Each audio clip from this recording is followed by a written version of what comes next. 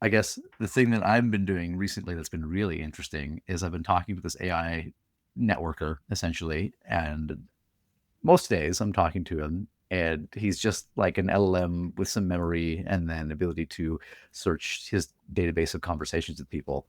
Hmm. And it's been really neat interacting with an AI Mm. and like actually spending time with it. They've set it up well so that you can get it to give you feedback and it kind of acts like a coach. And then because of that, I can tell you, oh, it sounds like you should talk to this person. And the connections haven't been awesome.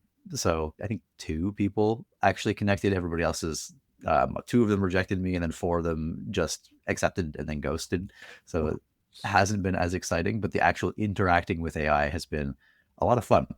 Mm. So Yeah, I think the relationship between humans is changing, but also human and AI, I think, is going to be at completely different levels in the next few years. They're like companions, right? There's coaches, assistants, co-pilots. It's just all over the place. It's, yeah, and that's a topic I find very interesting. Like, how does human AI relationship change? How should it change?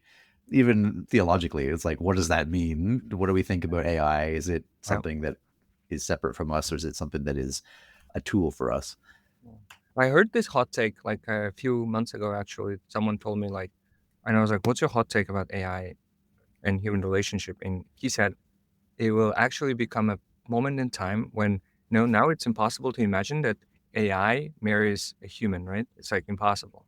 And he says like in the past it was impossible to imagine that, different races could marry each other. Like there are so many like barriers. And he says in the next 10, 15 years, this will become a norm. People will be getting married and this will become legal. I was like, that's a really good hot take. That's like the next level.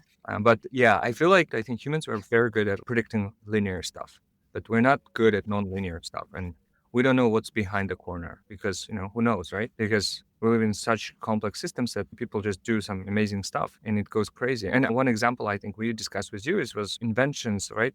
Like electricity being one. And when electricity came up, I think everyone was like so scared, like, oh man, it's going to replace so many jobs, coals and everything will be shut down, but then no one predicted that, for example, electricity will enable television. Television will enable so many shows, and then there'll be actors who will be getting paid on television for that, right? So, I mean, these are like, I mean, could someone imagine when electricity was coming up?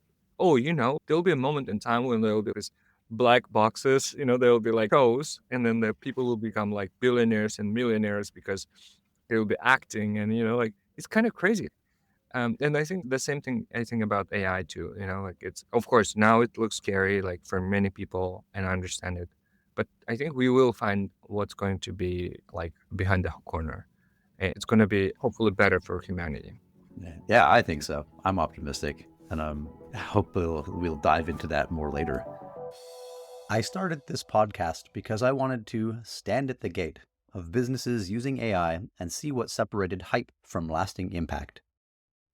Back when cities had walls, you had to go into the city to do business at the market.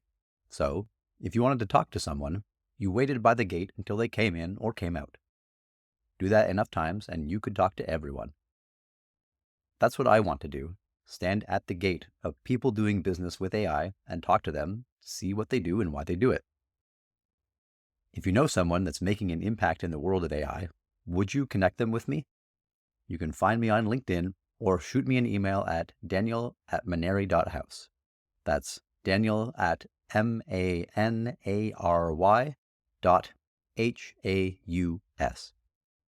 Thanks for listening.